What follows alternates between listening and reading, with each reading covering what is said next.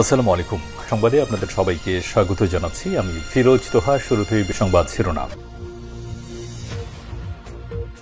বাংলাদেশের সর্বশেষ গুরুত্বপূর্ণ আপডেট সংবাদে আপনাকে স্বাগত। শুরুতেই সংবাদ শিরোনাম, পরে বিস্তারিত। প্রথমে জানাবো আমাদের হাতে থাকা সর্বশেষ গুরুত্বপূর্ণ সবথেকে তাজা আপডেট সংবাদ। ভাঙ্গুড়ায় মসজিদের মাইকে ঘোষণা দিয়ে ট্রেনযাত্রী ও গ্রামবাসীদের মধ্যে সংঘর্ষ। পাবনার ভাঙ্গুড়া উপজেলার শরৎনগরের রেল স্টেশনে মাইকে ঘোষণা দিয়ে ট্রেনের যাত্রী এবং গ্রামবাসীদের মধ্যে মারামারির ঘটনা ঘটেছে। এতে বেশ কয়েকজন আহতের খবর পাওয়া গেছে। ট্রেন ছাড়তে দেরি হয় তর্কের জেরে এই ঘটনার সূত্রপাত বলে জানিয়েছে স্থানীয়রা। এরপর ওই এলাকায় অতিরিক্ত পুলিশ মোতায়েন করা হয়েছে। বর্তমানে পরিস্থিতি স্বাভাবিক রয়েছে বলে পুলিশের পক্ষ থেকে নিশ্চিত করা হয়েছে। এরপর জানাবো দুর্ঘটনার শিকার বিএনপির স্বাস্থ্য বিষয়ক সম্পাদক ডাক্তার রফিক। বিএনপির জাতীয় নির্বাহী কমিটির স্বাস্থ্য বিষয়ক সম্পাদক বিশিষ্ট চিকিৎসক ডাক্তার মোহাম্মদ রফিকুল ইসলাম দুর্ঘটনার শিকার হয়েছেন। বাম পায়ে আঘাতপ্রাপ্ত হয়ে বাসায় চিকিৎসা এবং ডাক্তারের পরামর্শ নিচ্ছেন তিনি। আজ এই বিষয়টি নিশ্চিত করেছে বিএনপি। এদিকে ডক্টর ইউনূসের বক্তব্য প্রত্যাহার করার আহ্বান আব্দুল হান্নান মাসুদের। আওয়ামী লীগ নিয়ে ডক্টর ইউনূস যে বক্তব্য দিয়েছেন সেই বক্তব্য প্রত্যাহারের জন্য আহ্বান জানিয়েছেন জাতীয় নাগরিক পার্টির মুখ্য সমন্বয়ক আব্দুল হান্নান মাসুদ। তিনি বলেছেন, অন্তর্বর্তীকালীন সরকারের প্রধান উপদেষ্টা প্রফেসর ডক্টর মোহাম্মদ ইউনূস বিদেশি গণমাধ্যমকে তিনি বলেছেন, বাংলাদেশে আওয়ামী লীগকে নিষিদ্ধ করা হয়নি। আওয়ামী লীগের উপর যে নিষেধাজ্ঞা রয়েছে তা যে কোনো সময় বাতিল হতে পারে। তিনি বলেন, আওয়ামী লীগকে এদেশে রাজনীতি করার সুযোগ এদেশের কেউই মেনে নেবে না।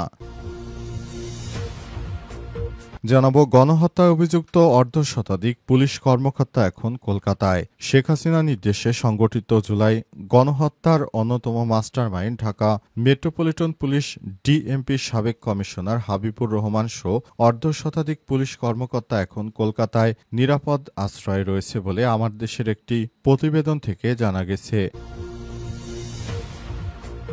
এবং সর্বশেষ জানাবো 10 থেকে 15টি ক্লাবের বিসিবি নির্বাচন বয়কটের গুঞ্জন। বর্তমান দেশে ক্রীড়াঙ্গনে সবথেকে আলোচিত বিষয় বাংলাদেশ ক্রিকেট বোর্ড বিসিবি আসন্ন পরিচালক পর্ষদে নির্বাচন। আগামী 6 অক্টোবর এই নির্বাচন অনুষ্ঠিত হওয়ার কথা থাকলেও এরই মধ্যে নির্বাচন নিয়ে তৈরি হওয়া নানা নাটকীয়তা শুরু হয়েছে। জানা গেছে, আদালতের নির্দেশে নির্বাচনে অংশ নিতে না পারায় 10 থেকে 12টি ক্লাব নির্বাচন বয়কটের পথে হাঁটছে। প্রিয় দর্শক, এতক্ষণ শুনছিলেন সংবাদ শিরোনাম, এবারে বিস্তারিত। তবে তার আগে বন্ধুরা অনুরোধ থাকবে এই সংবাদটিতে একটি লাইক দিন। এই চ্যানেলে আপনি নতুন হয়ে থাকলে আমাদের সংবাদটি দেখতে দেখতে চ্যানেলটি সাবস্ক্রাইব করে রাখুন। কমেন্ট করে বন্ধুরা আপনার মূল্যবান মতামত জানিয়ে দিন আপনি বিশ্বের কোন দেশ থেকে বা বাংলাদেশের কোন স্থান থেকে আমাদের সংবাদটি দেখছেন এবং শুনছেন। আর বন্ধুরা, এই সংবাদটি আপনার সোশ্যাল মিডিয়া ফেসবুকে শেয়ার করে বন্ধুদেরও দেখার সুযোগ করে দিন। এবারে বিস্তারিত। ভাঙ্গুড়ায় মসজিদের মাইকে ঘোষণা দিয়ে ট্রেনযাত্রী গ্রামবাসীদের মধ্যে সংঘর্ষ। পাবনার ভাঙ্গুড়া উপজেলার শরৎনগর রেল স্টেশনের মাইকে ঘোষণা দিয়ে ট্রেনের যাত্রী এবং গ্রামবাসীদের মধ্যে মারামারির ঘটনা ঘটেছে। এতে বেশ কয়েকজন আহতের খবর পাওয়া গেছে। ট্রেন ছাড়তে দেরি হয় তর্কের জেরে এই মারামারির সূত্রপাত হয় বলে জানিয়েছে স্থানীয়রা। সোমবার 9:30টার দিকে ঘটনা ঘটে। পাবনা পাকশি রেলওয়ে সূত্র থেকে জানা গেছে, সোমবার ভোরে পার্শ্ববর্তী ভাঙ্গুড়া স্টেশন আন্তনগর পঞ্চগড় এক্সপ্রেস ট্রেনটি ইঞ্জিনসহ 2টি বগি লাইনচ্যুত হয়। রেল লাইন ক্ষতিগ্রস্ত হয়। মেরামতের কাজ চলায় সোমবার রাতে শরৎনগর স্টেশন আন্তনগর একতা এক্সপ্রেস অনির্ধারিত যাত্রাবিরতি করানো হয়। ট্রেন ছাড়তে দেরি হয় যাত্রীরা হঠাৎই ক্ষিপ্ত হয়ে ওঠে। প্রথমে তারা স্টেশন মাস্টারকে মারধরের চেষ্টা করে। এরপর আরও যাত্রী ট্রেন থেকে নেমে স্টেশনে হইচই শুরু করলে স্থানীয়রা তাদের বাধা দেওয়ার চেষ্টা করেন। এতে ক্ষিপ্ত হয়ে যাত্রীরা স্থানীয়দের উপর হামলা চালায়। নজরুল ইসলাম নামে এক ব্যক্তি স্থানীয় মসজিদে আশ্রয় নিলে সেখানেও হামলা চালায় যাত্রীরা। এ সময় কামরুল হাসান, রিফাত, আকাশ সহ 7 থেকে 8 জন আহত হয়। পরে মসজিদের মাইকে ঘোষণা দিয়ে ঘটনাস্থলে ছুটে আসে গ্রামবাসী। তাদেরকে একসঙ্গে জড়ো করে ওই যাত্রীদের উপর হামলা চালানো হয়। সর্বশেষ পিছু হটে যাত্রীরা খবর পেয়ে ভাঙ্গুড়া থানা পুলিশ ঘটনাস্থলে এসে পরিস্থিতি নিয়ন্ত্রণের চেষ্টা চালায়। এ ঘটনার পর উক্ত এলাকায় থমথমে অবস্থা বিরাজ করছে। সেখানে অতিরিক্ত পুলিশ সদস্যদের মোতায়েন করা হয়েছে। তুচ্ছ ঘটনাকে কেন্দ্র করে তারা দেশের মধ্যে অরাজক পরিস্থিতি তৈরি করছে। বিষয়টি কোনোভাবেই গ্রহণযোগ্য হতে পারে না। আমরা বাংলাদেশিরা কতটা অসভ্য সেটি বারবার প্রমাণিত হয়। এই ঘটনা তার উৎকৃষ্ট উদাহরণ।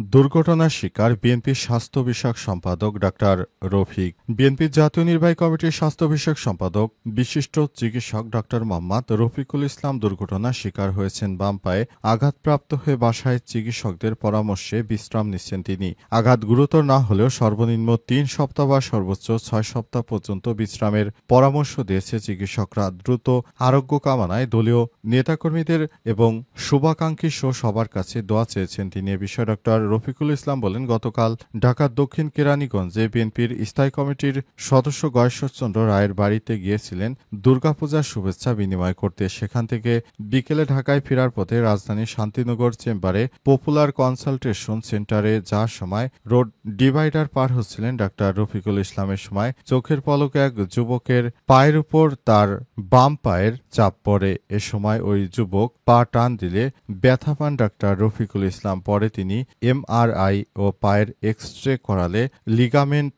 ফাইবারের সমস্যা ধরা পড়ে। পরে জাতীয় অর্থোপেডিক হাসপাতাল ও পুনর্বাসন কেন্দ্রের নিটোর এর অধ্যাপক ডাক্তার ওয়াকিল আহমেদের নেতৃত্বে বাংলাদেশ মেডিকেল কলেজ হাসপাতালে তার চিকিৎসা দেওয়া হয় এবং এই ঘটনা দ্রুত সারিয়ে ওঠার জন্য তিনি বিশ্রাম নিচ্ছেন এবং তার ব্যক্তিগত চিকিৎসকরাও এই বিষয়টি জানিয়েছে এবং তারা জানিয়েছে তার বিশ্রামের প্রয়োজন। এই বিশ্রাম নিতেই তিনি বাসায় বসেই এখন থেকে আপাতত দলীয় কার্যক্রমগুলো তিনি সারার চেষ্টা করবেন। তার শোভানুধ্যায়ী এবং বিএনপিকে যারা ভালোবাসেন তাদের কাছে তিনি দোয়া চেয়েছেন যাতে করে তিনি দ্রুত আরোগ্য হয়ে উঠতে পারেন।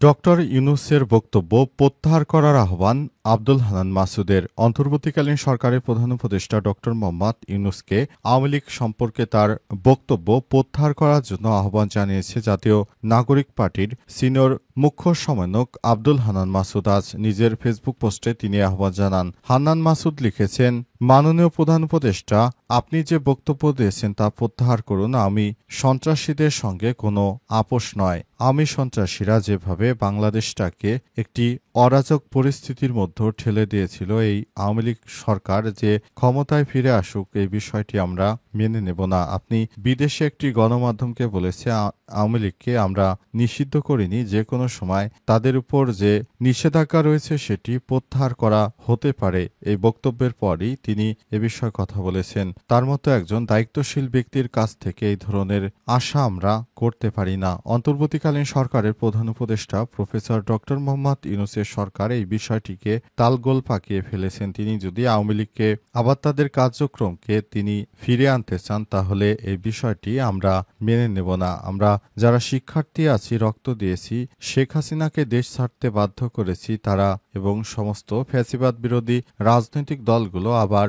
নতুন করে মাঠে নামতে বাধ্য হবে যদি সরকার এই ধরনের বক্তব্য প্রত্যাহার না করে। শিক্ষার্থীদের একটি কথা, সেটি হচ্ছে আর আওয়ামী লীগকে এদেশে কখনোই নির্বাচন সহ অন্য কোনো কাজেই আওয়ামী লীগকে এদেশে অংশগ্রহণের সুযোগ দেয়া হবে না। তাদের বর্তমান যে কন্ডিশন, এভাবেই তাদের থাকতে হবে।